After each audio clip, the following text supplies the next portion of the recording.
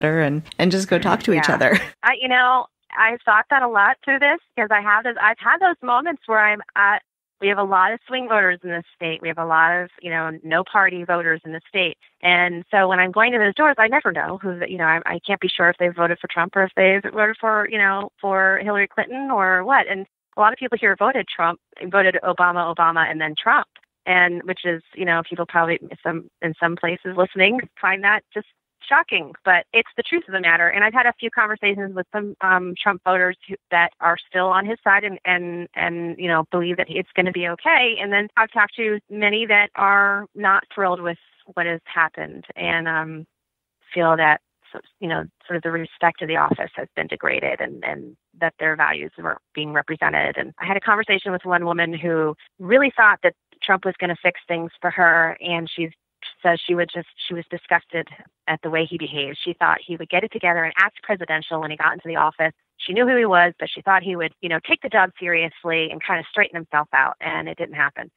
And so she feels, we had this conversation about how she feels really lost and she doesn't even want to ever vote again because she doesn't trust her own judgment anymore. So, we had a really long kind of intense conversation about that. And I think that, after I walked away from that door, I thought that's exactly what I thought. We need to get off of Facebook and connect with each other because this is someone who maybe would have had ugly words with somebody who was voting Democrat or, had voted for Hillary Clinton. And you have an ugly exchange on Facebook, but at the heart of the matter is what I really understood was that she was scared for her family, and she made the choice at the moment that she thought was going to help them. And so we need to remember that there are human beings behind these decisions, and they're coming at it with their own life experiences, and maybe it's not all as black and white as we think it is. That's really, it's a really uplifting message. And I think a lot of us have not gone out canvassing. I've actually never gone out canvassing, although maybe when I'm in Ohio, you'll get me to change that. I would love to. And, I think a lot of us think of it as this scary sort of divisive, either people are already going to agree with me and what's the point, or they'll never agree with me. And it's important to remember that we can still have conversations with people. Yeah, and you can have civil confrontation. You can have, a civil debate about it. We don't have to get ugly and mean about it and attack people personally. Now, that's not to say that doesn't exist out there too, because I have had those experiences as well, but they have been in the minority, thankfully. And canvassing is not as scary as it seems. People are actually way nicer at their front door than they are on the telephone. I'd rather canvass any day over doing phone banking for hours and hours. People just hang up on you or yell at you, but when you're in person, they feel like they can't be rude to you for the most part. So it's a lot easier than it sounds. All right. Well, is there anything else that you would like to make sure that people know about you or about your district? I think what they need to know about me and campaigning as a nobody is that what I really need is for people to get to know me. And I would love for everyone to check out my website if you're at all interested or if you're in my area. I'm at LorraineForOhio.com. And if you are so moved, a donation in any amount is greatly appreciated because that is one of my other challenges running against a long, not technically incumbent who has a ton of money in the bank is that, I will never match his money, but I have a big challenge in raising money because I'm not the name that everyone knows. So if you are so inclined, any amount would be helpful and greatly appreciated. And I think that the other thing that everybody should know is that this is a flippable seat. I have a real shot at this. I have the numbers are there for me to win it. I just need everyone's help to get my name out there and for my message to get out there. And I think that a lot of Ohioans have they've been beat down. Ohio's had a tough time for a really long time. And when you're kind of in that state for a long time, you start thinking that the crumbs that they may hand you are better than nothing. But I think we can do a lot better than what we've been doing. I see, a lot more potential to kind of have a huge renaissance in this area and kind of bring us back to our glory days of the Canton, Ohio area. I think we just need to think bigger. And we need to have some political courage. So if you can help me get that message out, it'll be great. All right. I love it. I mean, the whole time I was growing up there, Stark County was certainly a swing county. And so it only stands to reason that it could well be again. Yeah, absolutely. All right. Well, Lorraine, thank you so much for joining me. And thank you. I'll go out and canvass for you. I've convinced you. That's great. You're in town in July, right? So I'm going to be calling. This is on recording now. You've got to hold me to it. So awesome. I got to practice what I preach here. So. All right. Well, thank you so much. It's always a pleasure. Yeah, thank you.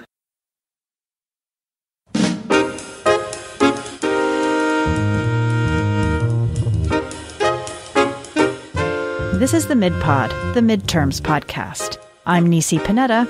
And I'm Heather Atwood. We are two progressive moms traveling America to chronicle what may well be the most important set of elections of our lifetime.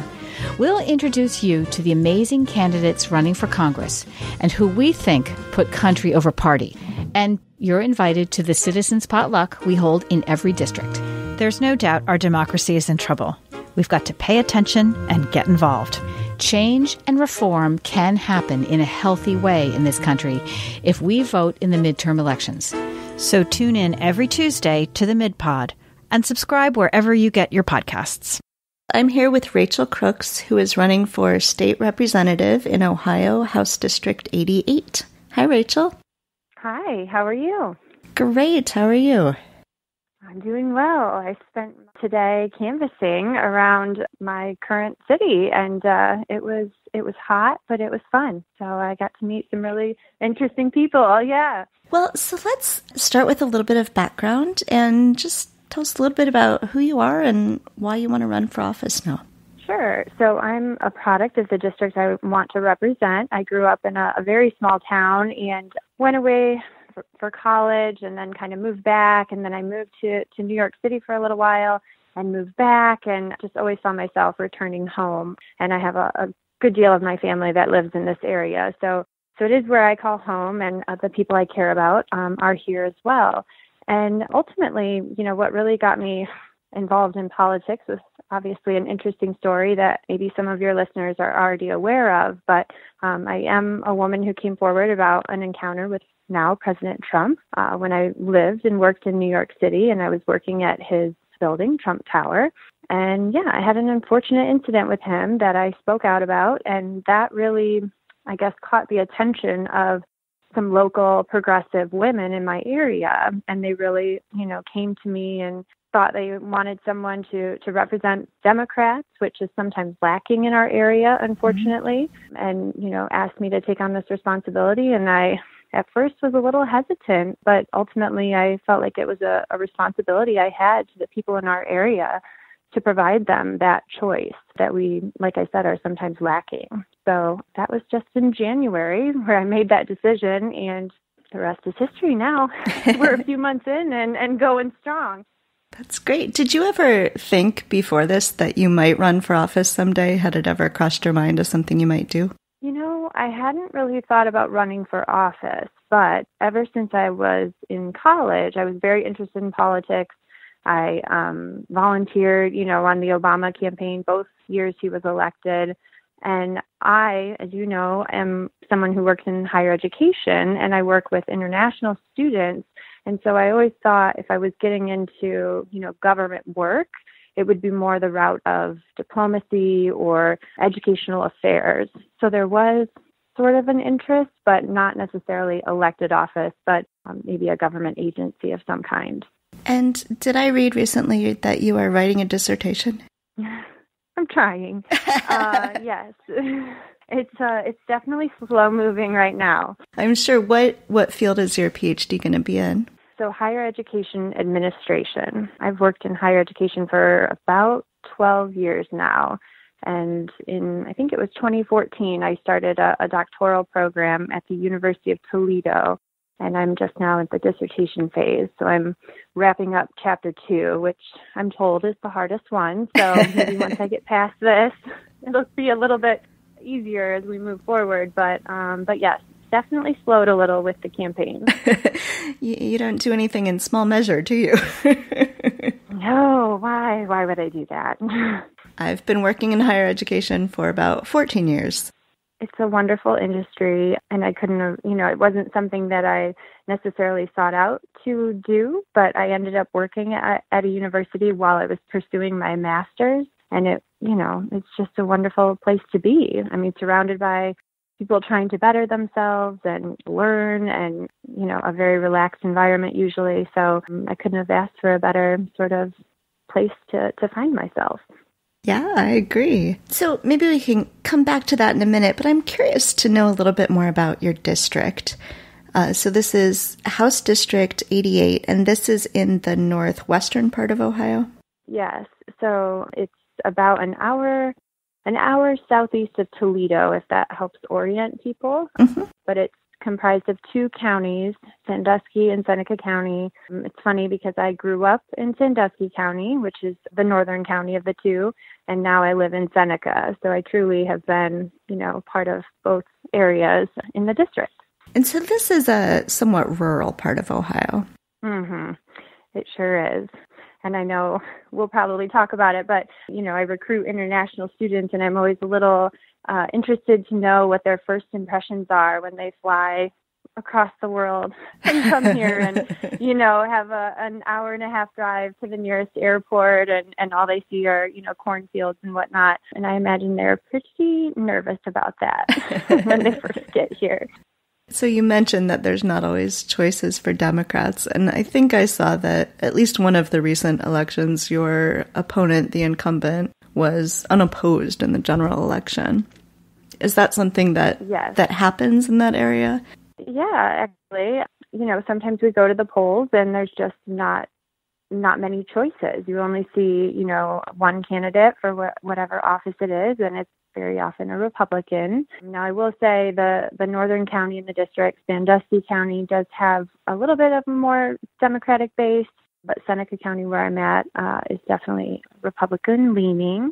So I think it's really great to be the person to offer this choice, especially since, like you said, my opponent ran unopposed in the last election. So if nothing else, people deserve to have the opportunity to vote for a different candidate if they, so choose. And so as you're going around and talking to voters, what are the kinds of issues that they're concerned with? So today, when I was talking to folks, I was talking to a lot of strong Democrats, and really, the things that are bubbling up for them, or what they felt like they wanted to chat about, was really President Trump and how awful he is. But when I talk to people about local issues, one thing that's coming up frequently for me is a proposed wind turbine project.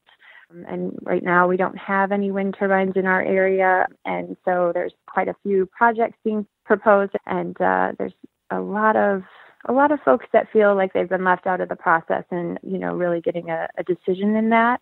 So it's been a pretty contentious issue for our district. Do you think that clean energy in general would be a growth area for your district? Well, it definitely has the opportunity to bring, some economic growth, and I am 100% a proponent of clean energy.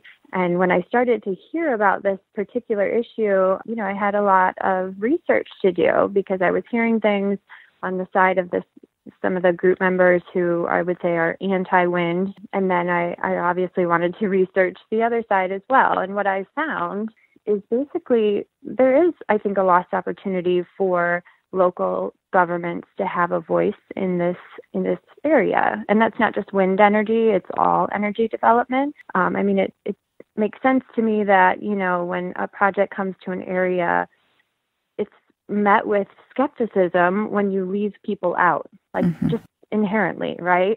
If you don't give people enough information, or you try to do it sort of sneakily, or, and not give everyone the full picture, of course they're going to be skeptical. And of course they're going to want to, maybe the initial reaction will be to sort of resist. But if you create buy-in from the beginning and give people more information, let them have some decision-making authority, then I think, of course, it could make better results. So I think that's sort of where we can find common ground with this particular issue. Are people around there also concerned with healthcare? Yeah, that's one that it just seems to be never ending, right? It's like we find people in government are always trying to chip away, and you have to resist that. And we saw that over the past year or so when there were all these calls to repeal the Affordable Care Act, and everyone was resisting and really involved and calling their congressman. And, of course, I felt like we won those little battles, but then our federal government went ahead and passed this tax law that still got, the individual mandate repealed. So yes, it is